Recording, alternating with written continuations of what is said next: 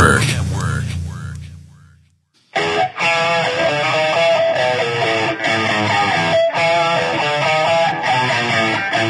This is the Mind of the Meanie. Here are your hosts, the Blue Meanie and Adam Barnard. Peace, world, and welcome everybody to the Mind of the Meanie, your weekly peek into the world according to former WWE superstar and ECW original, the Blue Meanie. We cover wrestling, music, movies, sports, and lots of useless knowledge, all contained in the Mind of the Meanie. I'm your tour guide, Adam Barnard, and he is a dancing Blue Meanie. Meanie, what's on your mind? I can't be stopped. I can't be stopped. Party, goddammit. I don't know. The car's off the tracks. I can't stop. I'm running. I'm dancing. I don't know what I'm doing.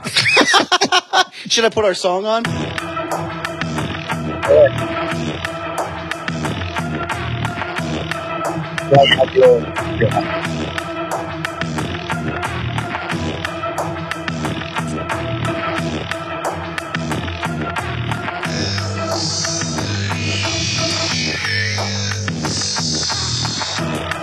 Carl Pell, you're a fucking genius, man. That'd be my music if it was like a heel faction. That is some heel music, isn't it? That is fucking heel music. That is a heel faction. I'll never forget when he sent me that. I was like, I'm making a whole beat out of farts, man. I'm like, nah, shut up. He's like, send me all of them. And he just crushed it, man. It's just unbelievable. Like, I just never get tired of hearing that record. But, Meanie, we are here again for another week. Hold on. Breaking news. I might have a live one. Oh, boy. And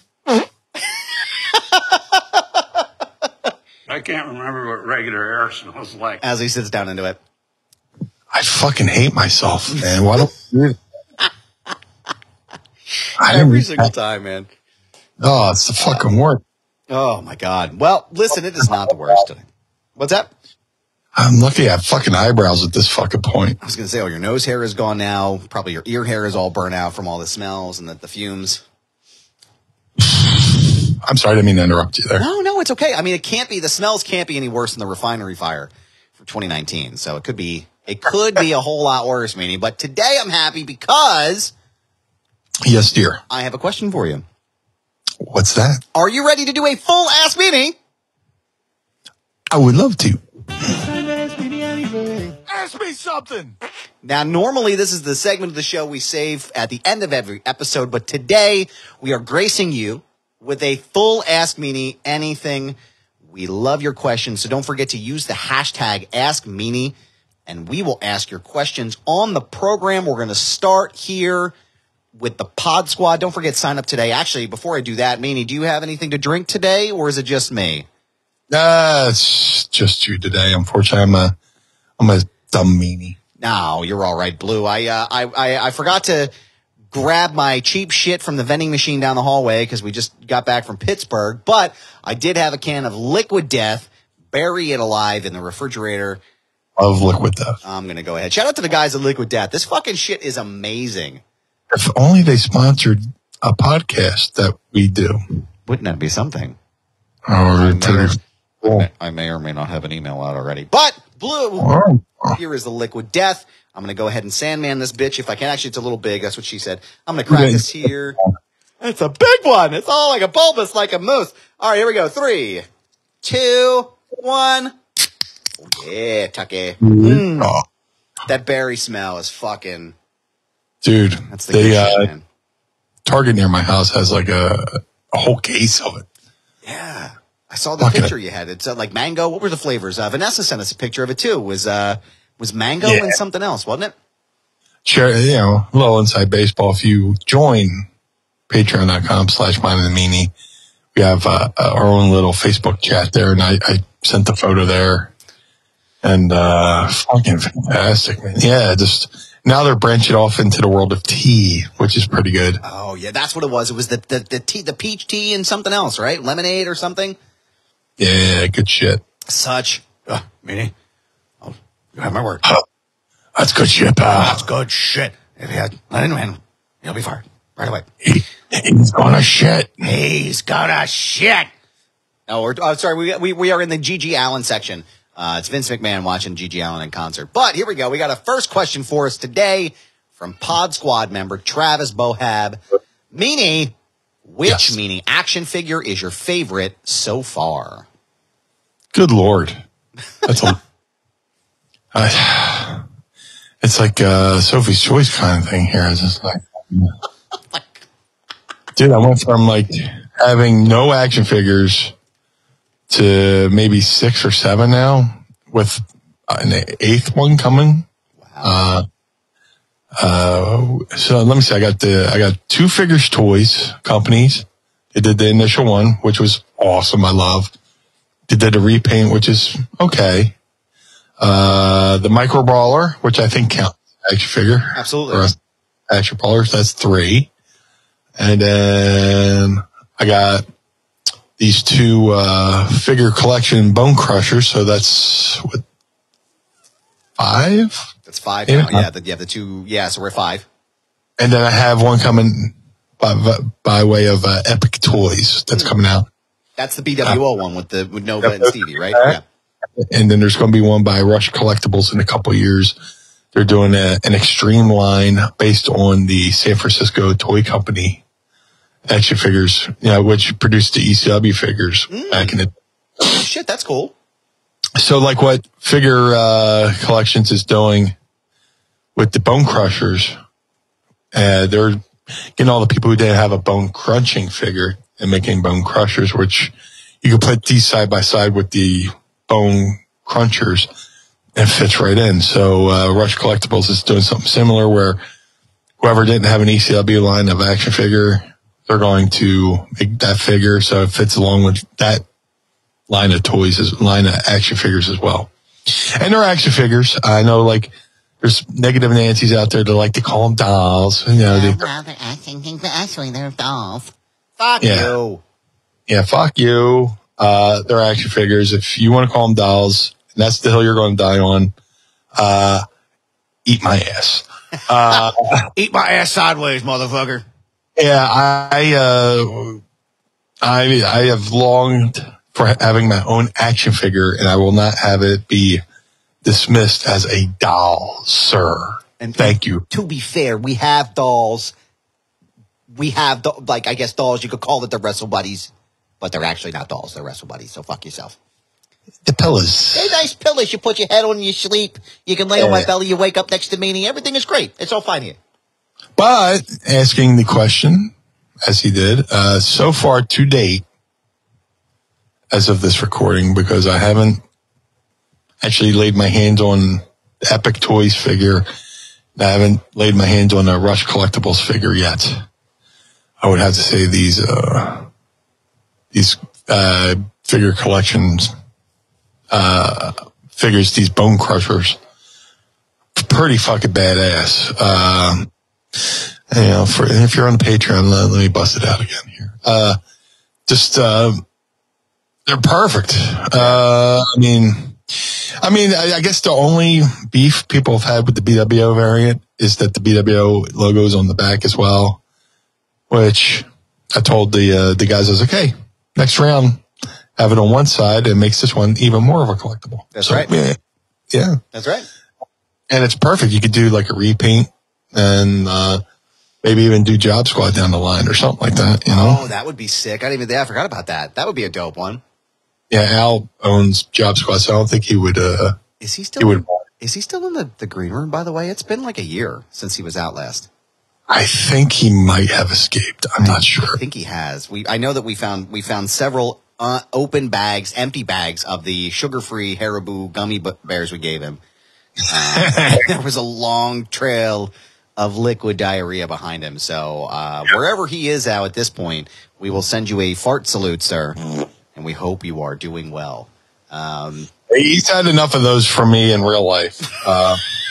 It's just like, Jesus Christ, Meanie. Yeah, that's all. There's that one story I told where I farted once, like every couple minutes on a 13-hour car ride, which destroyed our good friend Jason Campbell's car. He had cloth seats. Oh, no. Yeah, so like every one, it was like, just pounding like a fucking pile driver on the construction site, drilling the farts sheets. Good God, And Mom. we get back to Ohio, and he said the smell in his car wouldn't go away. And then, like, eventually it would start to settle down, but then, like, the sun would hit the seat and warm it back up. And just eventually he got into a car accident, and they had to total the car. And he said, you know what? I might have had an accident, might have had to wreck my car, but his little neck pain was worth having a car that didn't smell like Meanie's ass. I'm paraphrasing, of course, but God, Mom. yeah. But as far as back to the action figure question, these figures collectors, bone crushers, fan-fucking-tastic. I love them. Yeah. I think those out of all of them are my favorite. I am partial to, the Hasbro style ones, but that one they made for you was super. And I love the BWO one. I'm really looking forward to copping that one. That's going to be one I'll put here at my desk.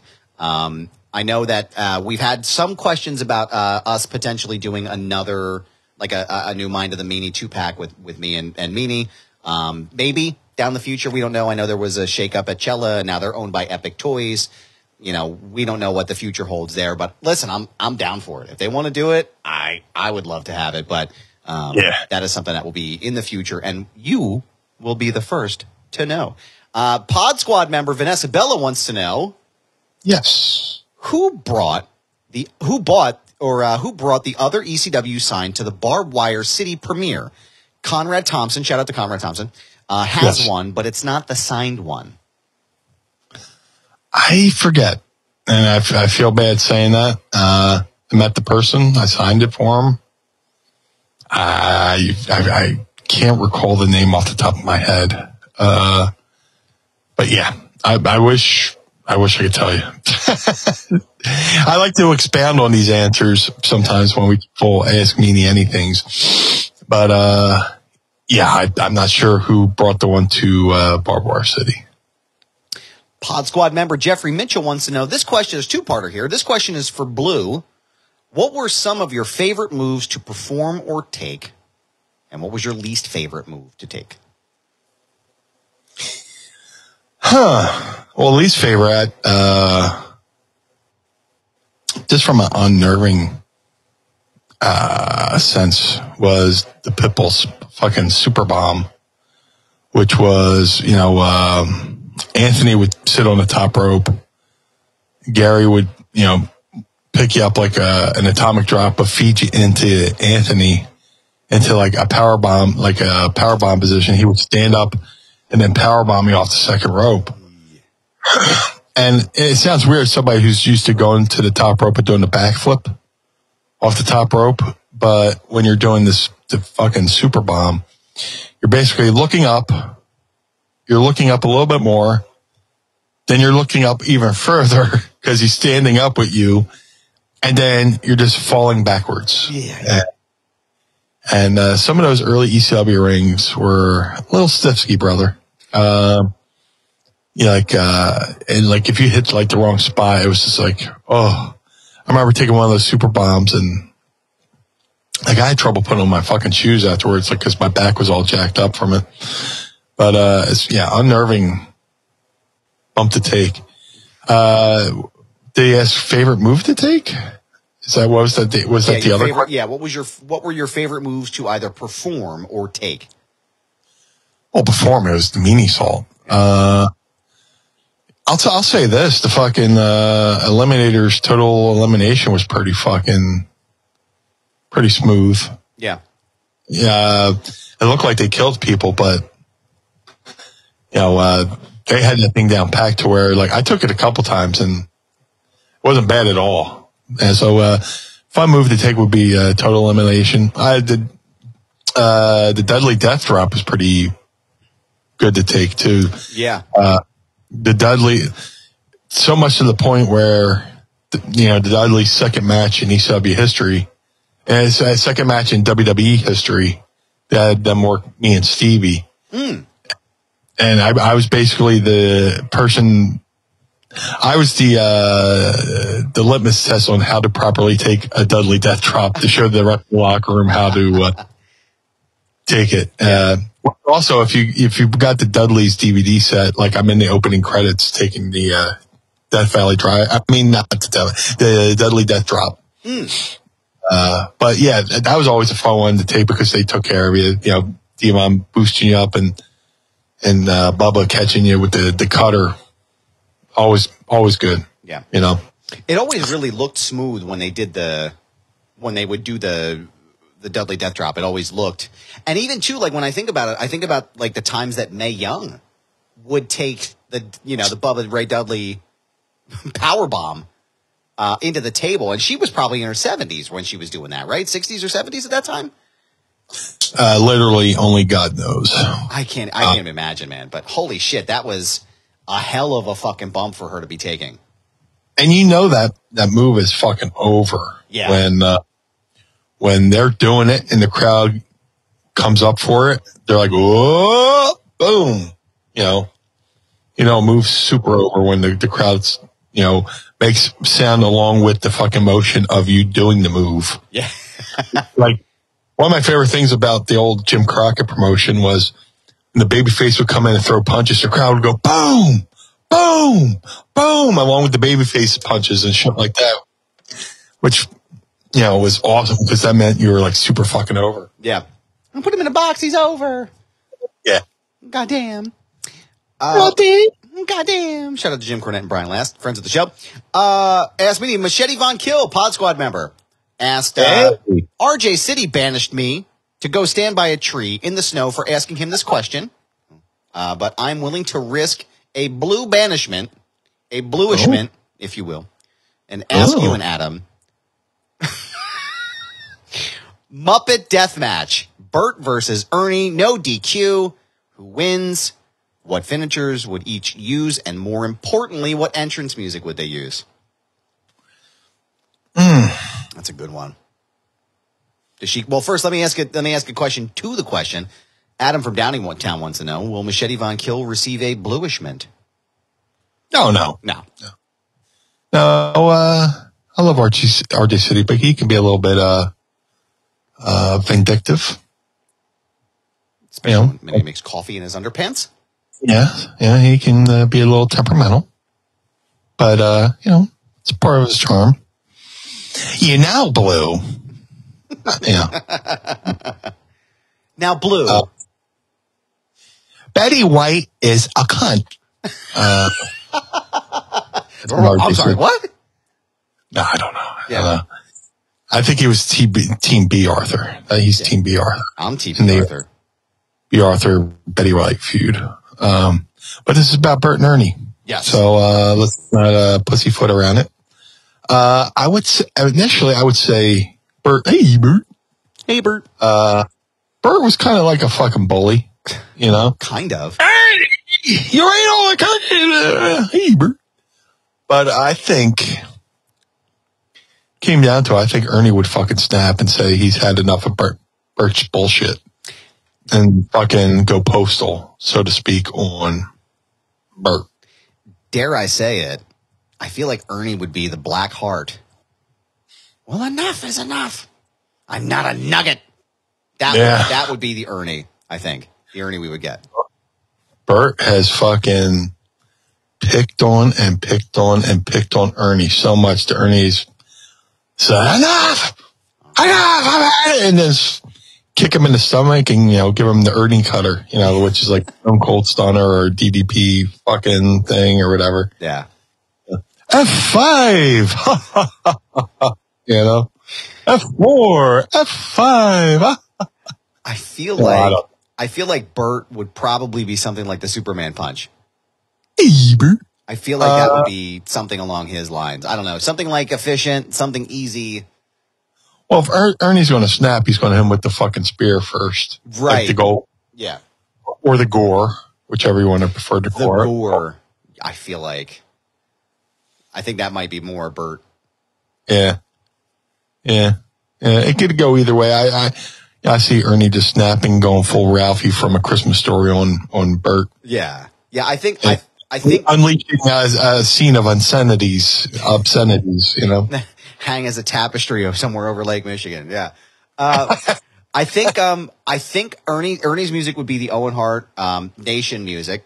And, I think Bert would probably come out to some like classical music shit because he just doesn't take anything seriously. You know, he's like, now come on, Bert, or come on, Ernie, we're going to not talk, you know, the whole thing, my shitty Bert impression. Bert and Ernie is kind of like the odd couple. So yes, he's like, Bert's like Felix Unger. Yes. You know, it was Felix and Oscar Goldman, yeah. Yeah, he in real life he was from South Philly. So really, Jack Klugman was from South Philly. Oh, one of us. One of us.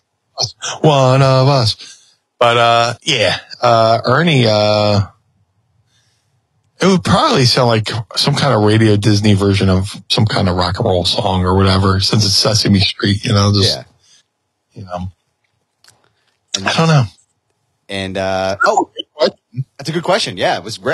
It's different. I like it though. I like the extrapolation on that. Not one for fantasy booking, but this was a little bit out of the box, and I enjoyed that question. I appreciate that, and no, you are not banished. I actually forgot Jeffrey Mitchell's second question. He had a question for me, which thank you, Jeffrey Mitchell. If you were a wrestler, what would be your finisher? That's a good question. Oh, I was going to answer. What are you going to? Yeah, what would be my finisher? Yeah, no. Like I was going to answer as if I wasn't a wrestler. I'm taking a shot at myself. But, yeah. Fuck. What would my finisher be? I'm a big fan of the bionic elbow. I think that's like kind of my style. You know, the punches and then the roll down and the up and the back. Like, I think that would be more of my style. I think that would probably be my answer if you put me. My way to get a good pop would be somebody go, "Oh, what's your finisher move?" And I would just lay down on the floor.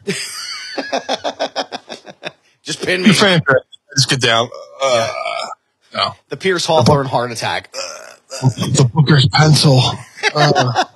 Here's my impression of a hot dog. That's my finisher. Yeah. No, I would say the bionic elbow. If you're asking me, that would be mine. Speaking of bionic elbow, that fucking Dusty Rhodes documentary was biography was tremendous. I don't know if we talked about it last time, a couple weeks ago. I think we touched on it a little bit. I've heard nothing but really incredible things about it. These A&E documentaries or the A&E biographies are, Seltzer Kiss there, are very good. They're very well done. Yeah, very well done. And if you watch that, Cody's basically telling you what they're doing with his storyline. Also, I have to say something. I'm going to cut in here. When Stone Cold Steve Austin says that something was done right, then you know something was done right. Yeah, it was done right. It was done right. Dusty would have booked it that way. I have to admit I was wrong because I was like, give Cody the belt. But then I had to put my wrestling brain on.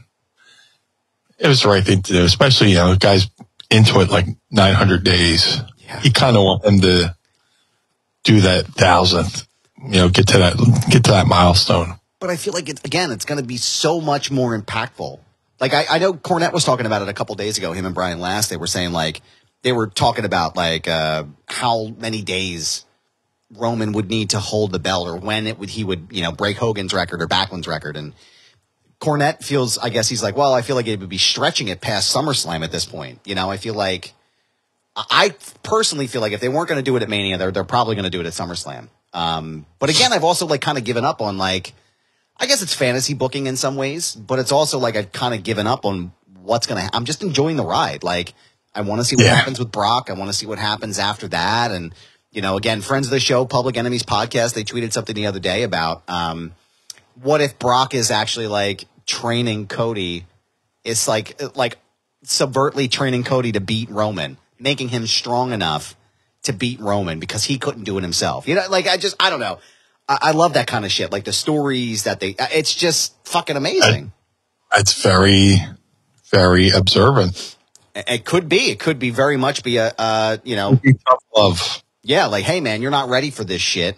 And if you can beat, if you beat me, then you may be ready to beat the tribal chief, which I think. If you could dodge a wrench, you could dodge a ball. Yeah, but don't forget your 5Ds while you're walking in. You're training to beat Borg Laser. But no, I after like watching the Dusty biography and you know, Bully Ray, like I said, we talked about it a little bit. He had a great analysis on the WrestleMania match. It was like, yeah, Dusty would have booked it exactly this way because there's no payoff for him just going into this with Roman for the first time, and then that's it. You know, like I want this to be a Dusty Flair type of setup, you know? Yep. If you think about it, I mean, he came back to the company, won the Rumble, and earned a shot.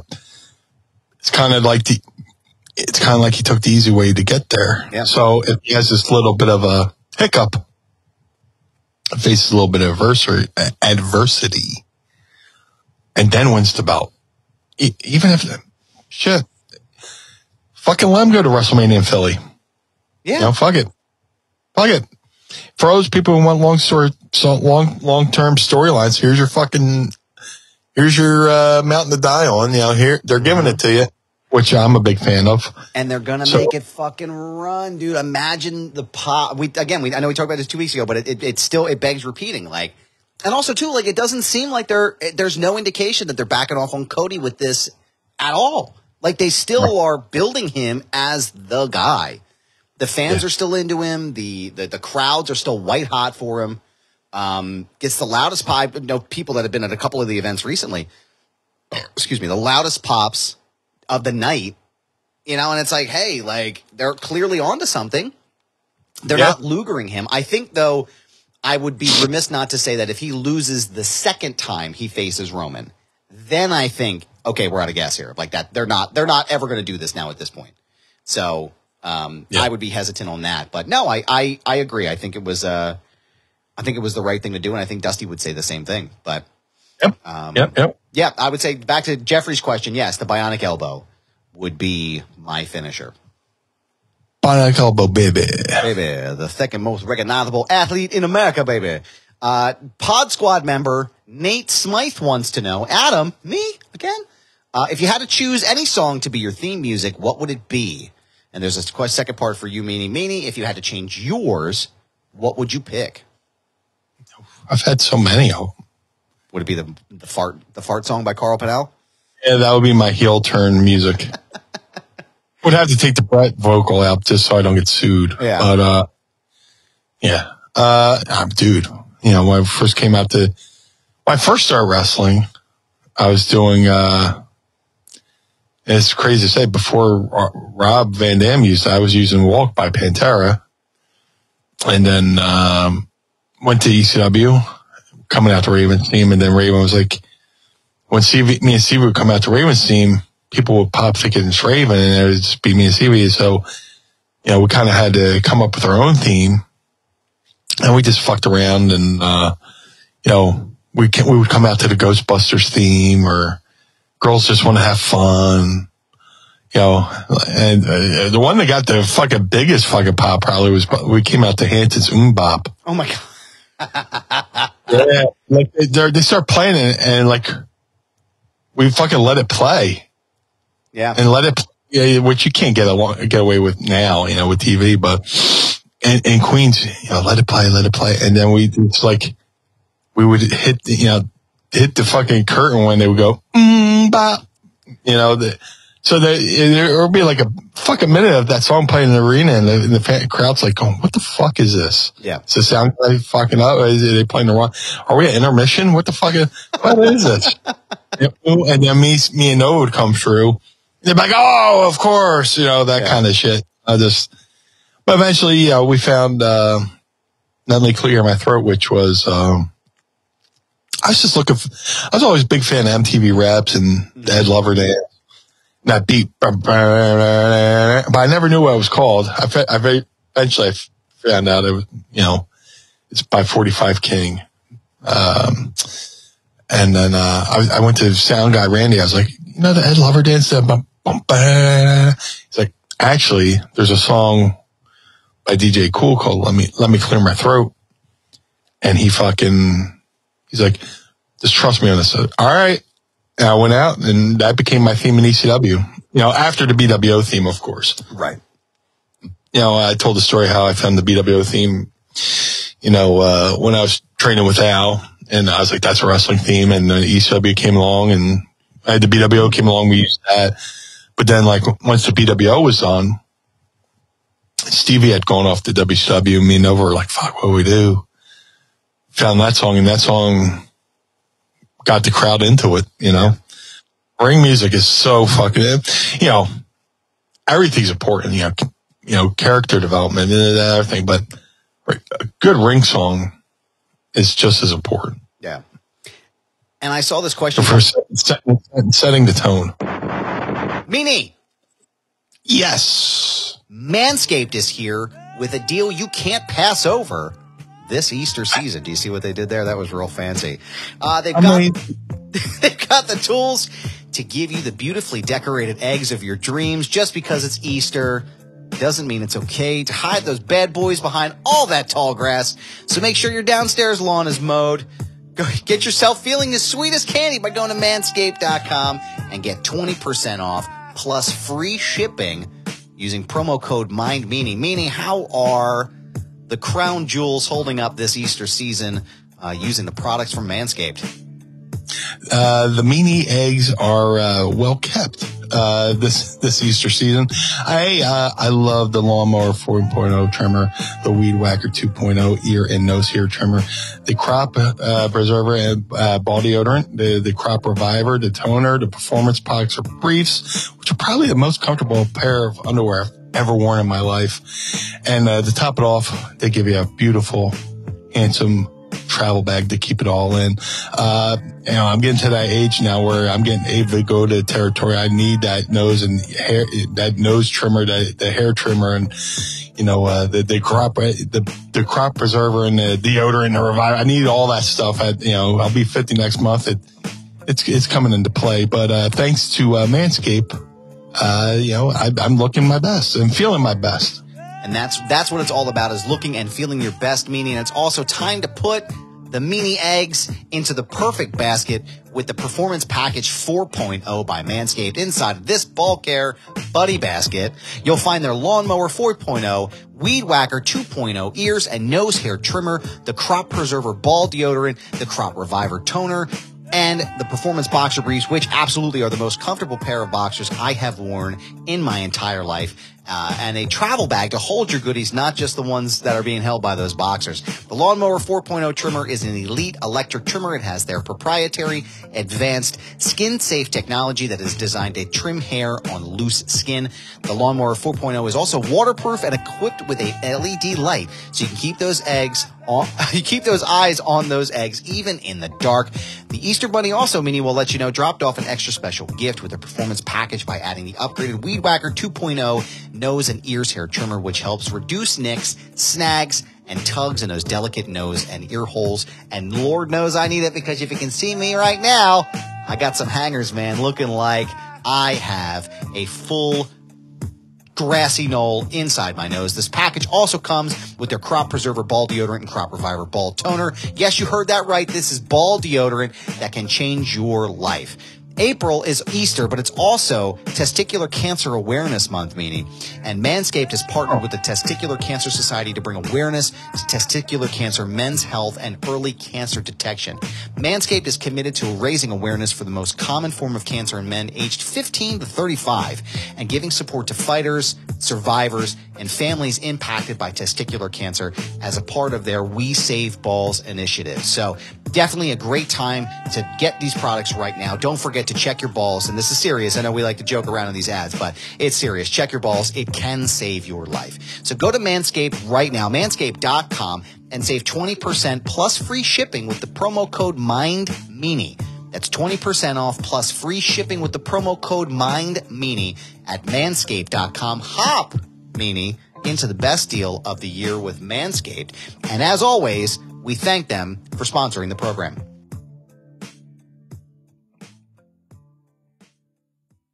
I saw this question come in the other day, and I kind of struggled with it. And I went through my Spotify, and I was like, oh man, what would I do? Because initially it was I got to do a rap record, right? something by MOP or Big Pun, and I'm like, nah, that's not going to do it. Like, I really struggled with this for like the course of the week reading this question, and I heard it today, and I figured it out, and I was like, yep, that's the record right there. It's Rio Bravo by CKY. Huh. And it's and it's like there's a live version of it where Chad starts to like wail on the guitar, you know, and he hits it's like a whammy, you know, and like that would be like if I was entering at WrestleMania, I would pay Jess and Chad to come and play the song live, and just so he could do that and like, you know, start with a solo. Chad's solos are fucking incredible. If you've never seen him solo, it's great. But yeah, I think that would be my choice. I don't know if I had any other song that would really fit for me to come out to. But it was I would tell you, Nate, that was a very difficult question for me to answer because it's important. Like this is going to set the tone and the tenor for you, you know, with your character or with your gimmick and anything else. And I don't know, man. It was a tough call, but I think Rio Bravo by CKY is going to be my answer. Matt from Dover has 2 questions for you. Matt wants to know, first, if Goldberg's actually going to have a retirement match, who should his opponent be? I don't know. Everybody's hinting at him and Punk, but I don't know.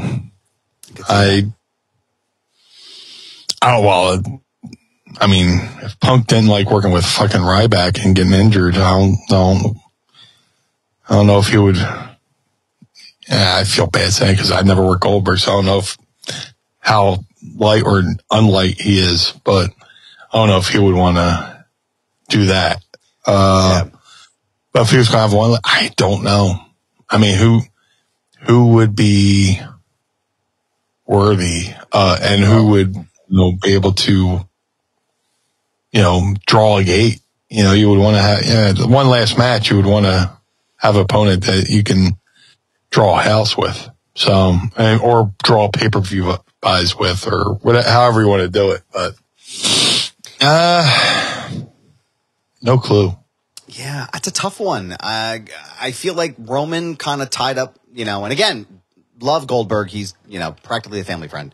I don't know if there's anybody else who would be worthy of retiring him. Maybe MJF, but like I don't know how they could even build that. Like he's worked Brock, he's worked fucking Taker, he's worked Drew, he's worked Bobby Lashley, Sting maybe, I don't know. Oh, Sting might be a good answer. Yeah, that's actually. But Sting said he doesn't want to do any matches that aren't like a tag team. That's what he wants his last to be. Hey, I wasn't aware of that. But I could see maybe he might do. I mean, realistically, like outside of Eddie Guerrero, I'm trying to think of any of like Rey Mysterio rather.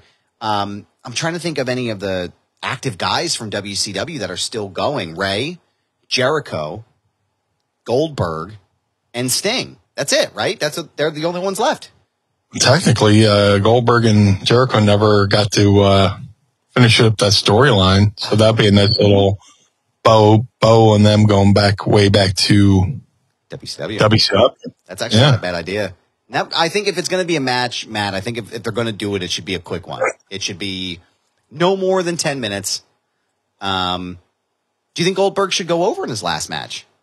I don't know. You would think he would, but yeah, go out on top, right? I mean, who knows? Yeah, I don't know. Feels like such a cop-out answer, but I don't know. And apologies to Ryback. I'm not saying he's stiff-ski, but I'm saying Punk claimed that he would always get hurt working Ryback.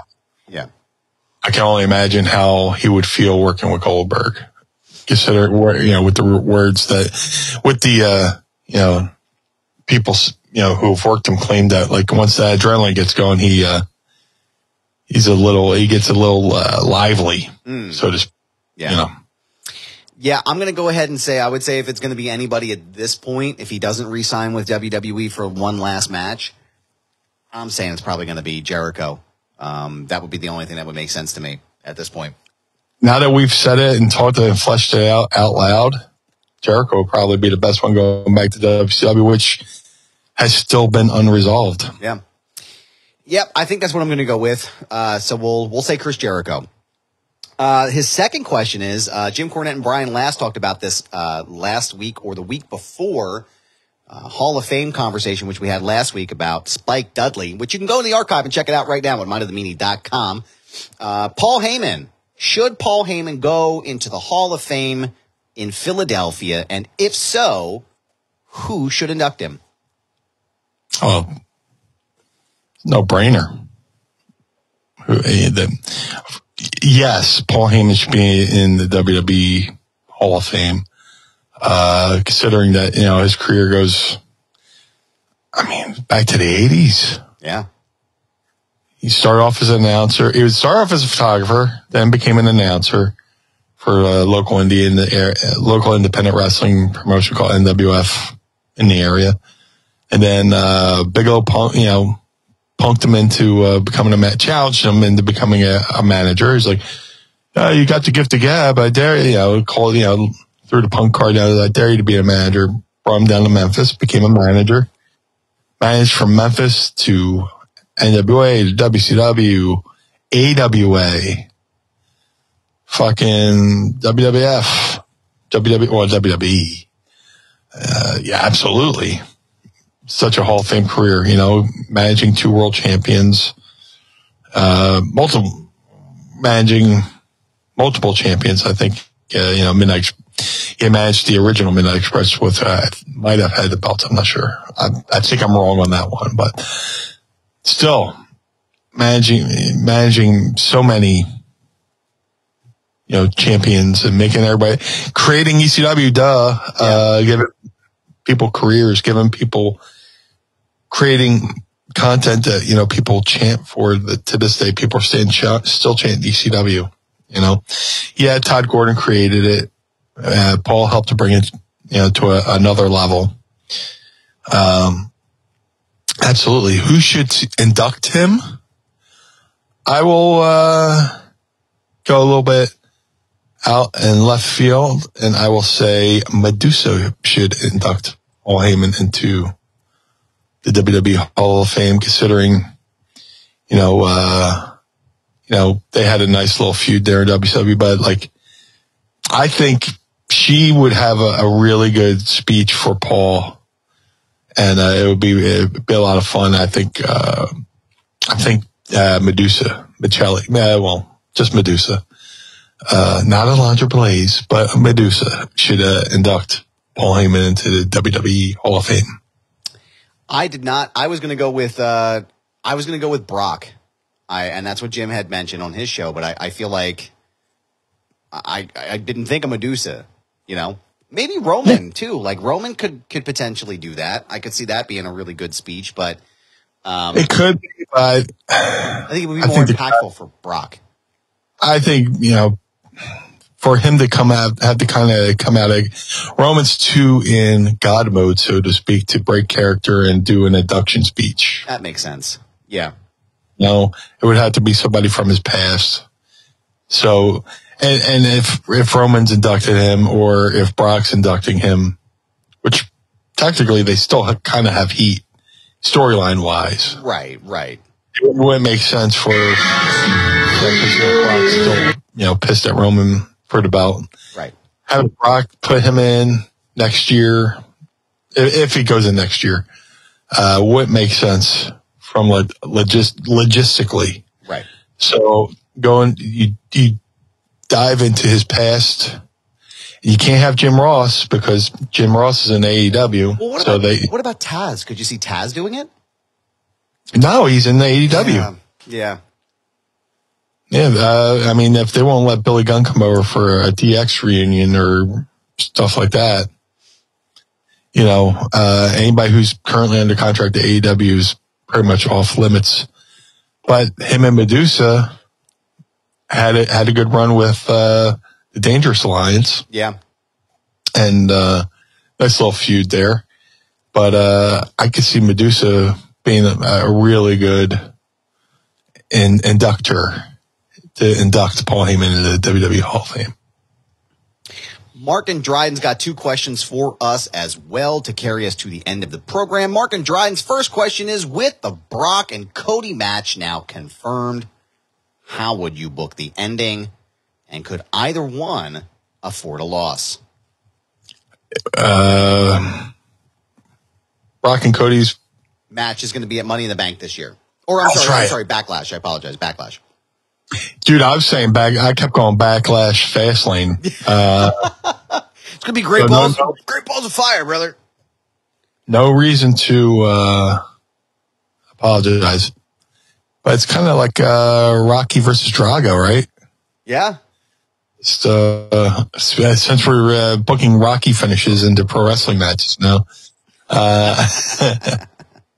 But dude, having Cody wrestle Brock, to me, is the ultimate sign that they believe in him. Yep. That, Brock thinks he's worthy of being in a match with him, because Brock's turned some people down as far as opponents. Even recently too. Yeah. And the fact that, normally Brock goes away after WrestleMania. He goes into seclusion, goes back up to Canada, he's doing really good with, he's got a butcher shop, or, he's got a farm and a butcher shop and stuff like that. And he's doing like these videos and stuff. So, the day after the Raw after Mania, I thought he was, when he came out the Raw after Mania, I was shocked, because normally he goes away, because he's an attraction. Yeah. What was the question again? Who goes over, and could either one of them, or how would you book the ending rather, and could either one of them afford to take a loss? I hate to say it would kind of have to be a non-finish. Yeah, like a shit finish? A schmaz? No, not even a schmaz, but like, you don't want to kill fucking Cody either. He just lost to Roman. Right. But if I was the booker, if I was booking this, I would have a series of matches, between Cody and Brock. And Brock, kind of like, not set up like a series, but, Cody goes so far in the first match, and maybe the ref calls it because, too much damage or something like that. And Cody, comes back again, like Rocky. Yeah. I was still standing at the end of the match, I didn't hear no bell. Yeah, I didn't hear no bell. Cody comes back, even a little bit strong, almost beats fucking Brock. Of course, you have to fucking go to a third match. This would kind of be like the reverse of him and Seth, where they had those 3 matches where Cody won each one. But now he's in there with Brock, and it goes down to the third match between him and Brock, and leads to Cody getting a win. Yeah. And when Cody gets that win, Brock stands up and puts his fucking hand out, and we all know when Brock puts his hand out, you shouldn't shake it, because he'll fucking F5 you. But Brock goes in, shakes his hand, raises his hand, backs off, gives Cody set of rein back. This was a test kind of thing. Going back to that thing, maybe this is a test, but that's how I would book the test. Couple matches where, Cody comes close, maybe starts doubting himself, but says, fuck that. Goes for a second match, almost beats Brock. Somehow, something backfires, costs him the match. Go to that third match, slips over, beats Brock. And then Brock, kind of like in a Mr. Miyagi type way, goes, "You're ready." Yeah. You're ready for Roman. And that's how they build it to SummerSlam. Right. Could be. I could see that. Yeah. I think out of anybody, I agree with that. I don't think that a loss would necessarily hurt either one of them, as long as it's built correctly. Yeah, and real. As long as the story is done properly, I think it'll be fine. But excuse me. The last question of the day, Mark and Dryden. wants to know, Yes. am I the only one who isn't a fan of the new theme songs from Raw and SmackDown? Aren't rock songs like AC/DC's Are You Ready better at getting people hyped to watch wrestling than hip-hop songs? It doesn't matter the genre as long as the music's better. Yeah. If it's best for like I said, you know, the BWO theme was a rock theme, and then after that we went to Let Me Clear My Throat, which was a hip hop Right. song. Just a matter of what it. I haven't heard the new songs, so I have nothing to judge. I've been watching Raw and SmackDown, you know, peripherally. It's to the point where I don't really even need to watch the show. I just need to look at the fucking Twitter feed. Right, the highlights. Yeah. The highlights, you know, where we watch it so you don't have to kind of thing, you know. It's like, why do I need to watch it? Everybody fucking online just said, what the fuck happened? And WWE is throwing it out there as well. They're always tweeting and sharing the video footage or whatever it is. So like, why bother? Yeah. So, I don't know the songs, but, how about this? I'll, listen to them after the show. I will go listen to them and I'll come back and, the next episode of Meanie and Meanie, I can give a proper,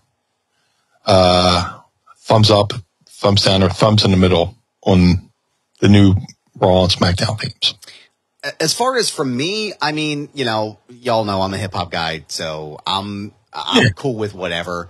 I don't necessarily know if I dig the Raw theme song now. It's not really what I imagine when I watch Monday Night Raw. It's not that it's a bad song. I just don't know if it's the right song for that show. And Gotcha. As far as SmackDown, like I can hear it, but I can't like relay it.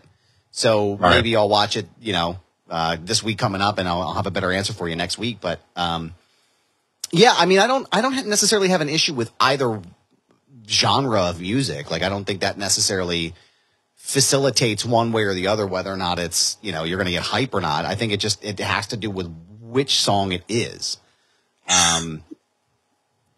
That said, I liked the AC/DC, and I liked that they paid the coin to AC/DC to pay for that song, but I haven't heard the new song.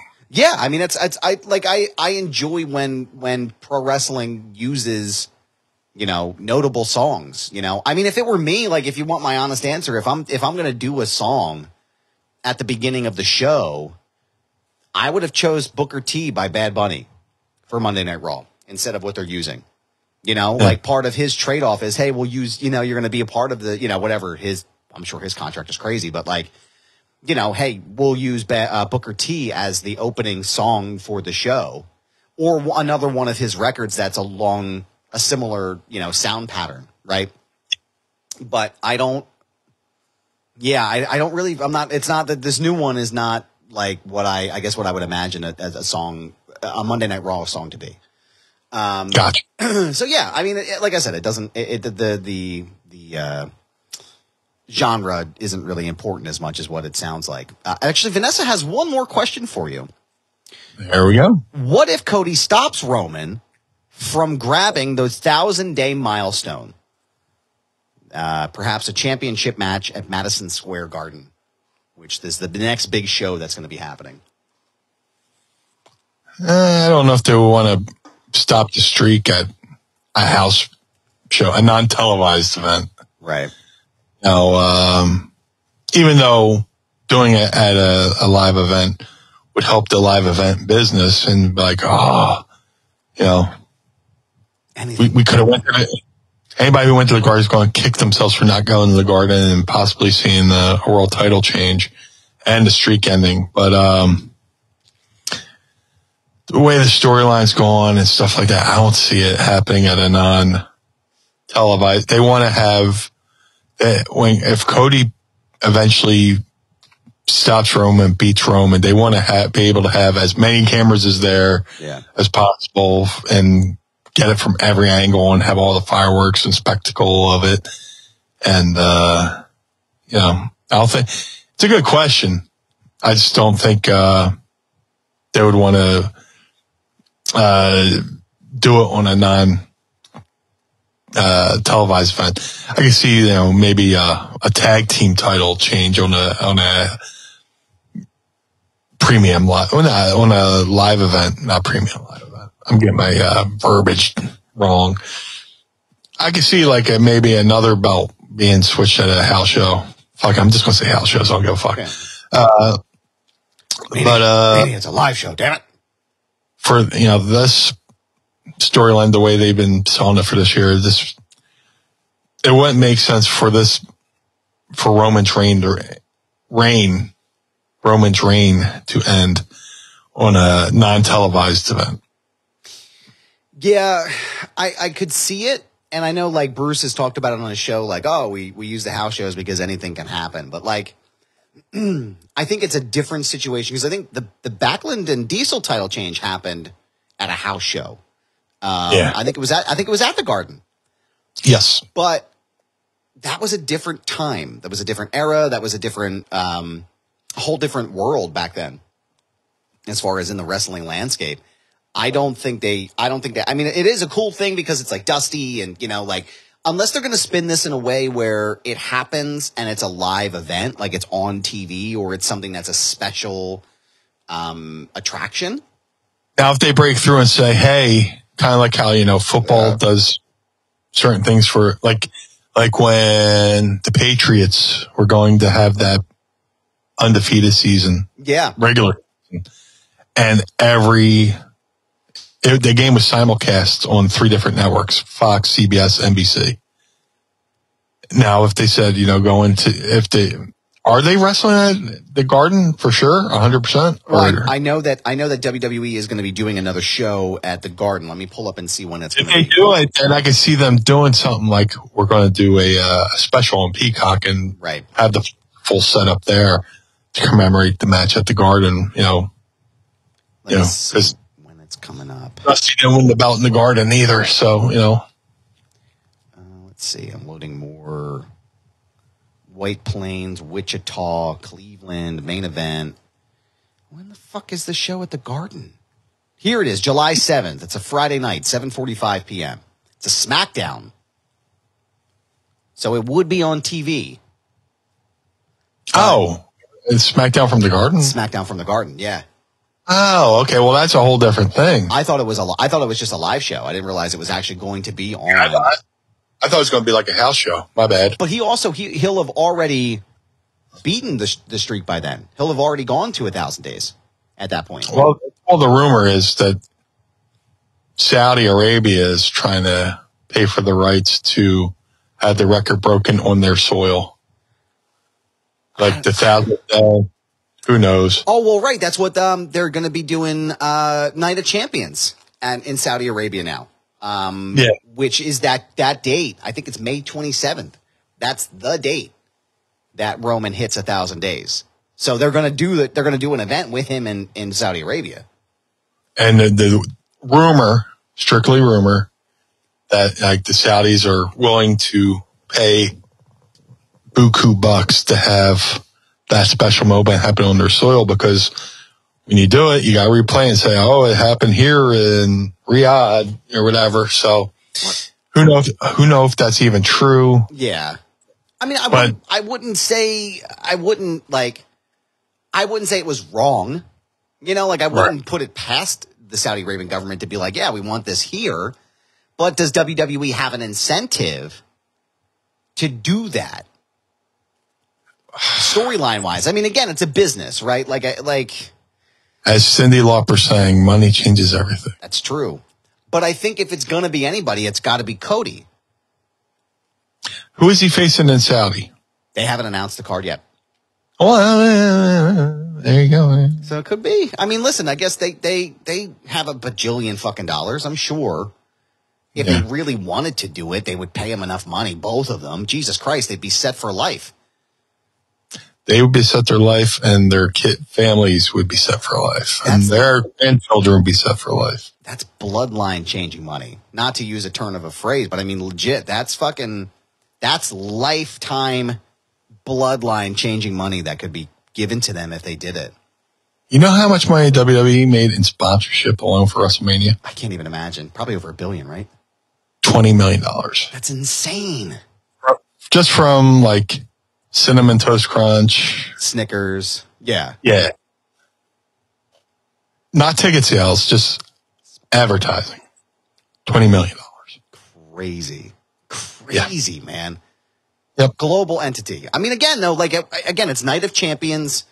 Anything's possible. I think Money in the Bank happens before that. So let me see when Money in the Bank is here as I'm Googling live. Money in the Bank 2023 happens July 1st. So it would be after, I guess it would be, because that's at the O2 Arena, right? So that's before SummerSlam. And it's after, so Night of Champions happens before Money in the Bank. Okay, so that wouldn't work. Yeah, I don't know, man. I could see it, but we will continue to monitor this, and we will see what happens from there. But thank you to everyone who has submitted a question to us for our Ask Meanie episode in full here. We appreciate you. And again, don't forget to tweet us your questions using the hashtag AskMeanie. Follow us on Twitter, at least for now, while we're still there, at Mind of the Meanie. And you may hear your questions at least once until Elmo tanks the fucking ship. You may hear your questions asked on the program. Meanie, I want to thank you for being here again this week to do this wonderful program of ours. Where can everybody find you on your social media? If you would like to follow the Blue Meanie on all forms of social media, Twitter, TikTok, Facebook, Instagram, maybe Mastodon, at Blue Meanie BWO, on all forms of social media. If you would like to support the Blue Meanie, go to ProWrestlingTees.com/Blue Meanie. Get yourself the old school BWO shirt. If you would like to support Mind of the Meanie, go to ProWrestlingTees.com/Mind of the Meanie. Every dollar spent there helps keep the lights on here at Mind of the Meanie. Goes right back into the show. So go to ProWrestlingTees.com/Mind of the Meanie. Collar and Elbow, the wrestling brand, go to collarandelbowbrand.com. Use coupon code MEANIE or coupon code MIND. Use those two coupon codes and save 10% on all their stylish shirts over there at collarandelbowbrand.com. Now you got the fancy looking shirts. If you're a bearded fellow like myself, you want to look good, smell good, or smell good. I could use some good smell good right now. Go to madcatbeardcare.com. Go to madcatbeardcare.com. Get yourself the Blue Spruce beard oil and balm.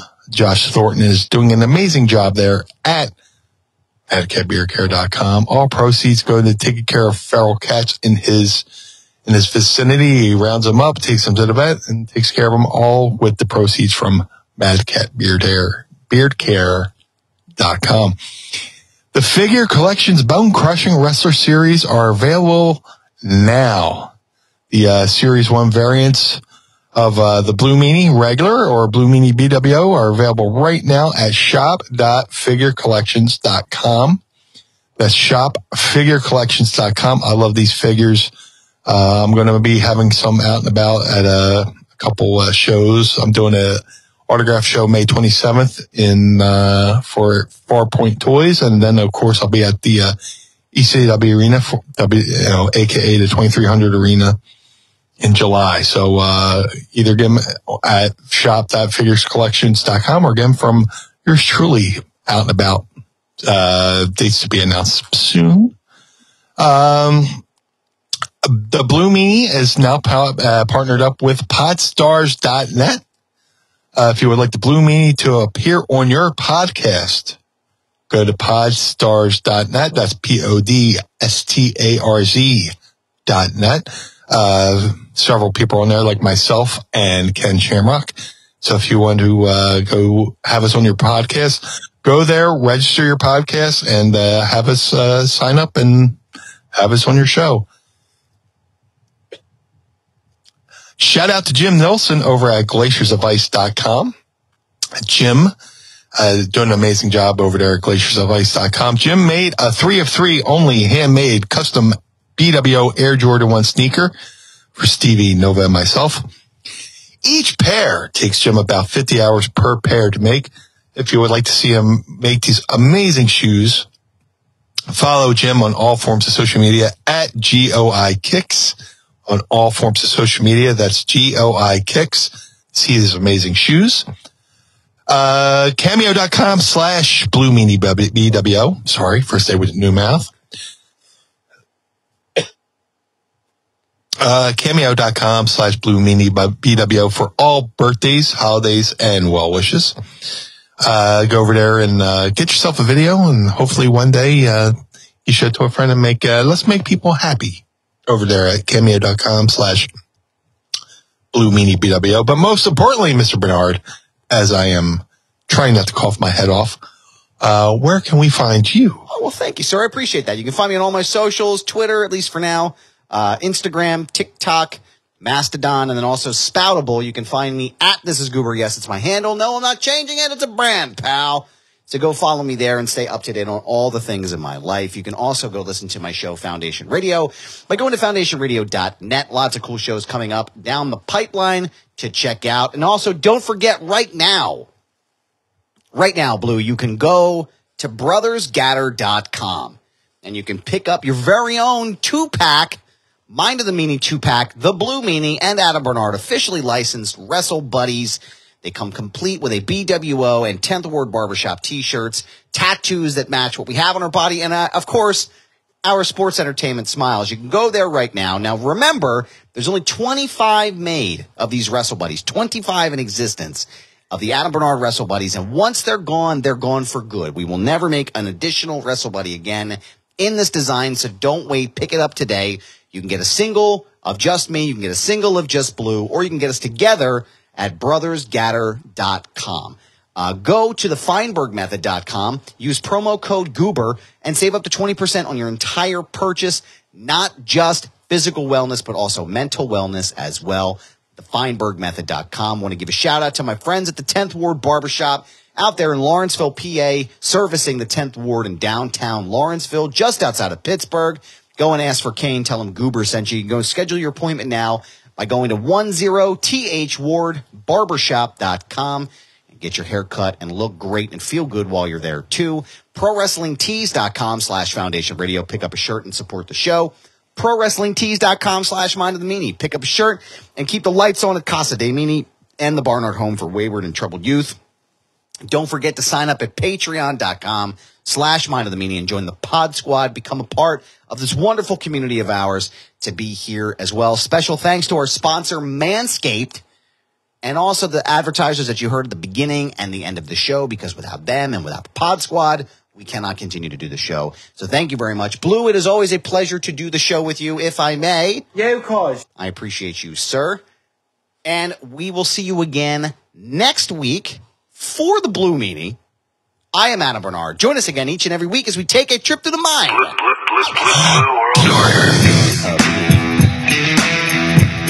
Peace.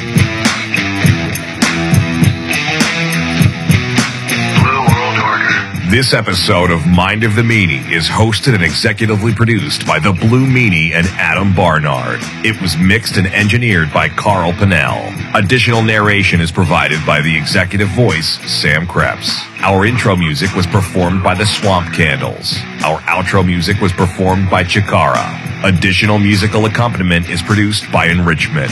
Follow us on Instagram and Twitter at Mind of the Meanie and become our patron on Patreon by going to patreon.com/Mind of the Meanie. Find our entire show archive at mindofthemeanie.com. This has been a Butts Carlton media production in conjunction with the MLW Radio Network. Butts Carlton, proprietor. Blue World Order. Dad, why is Blue Meanie's brain out? The world of MLW Radio never stops.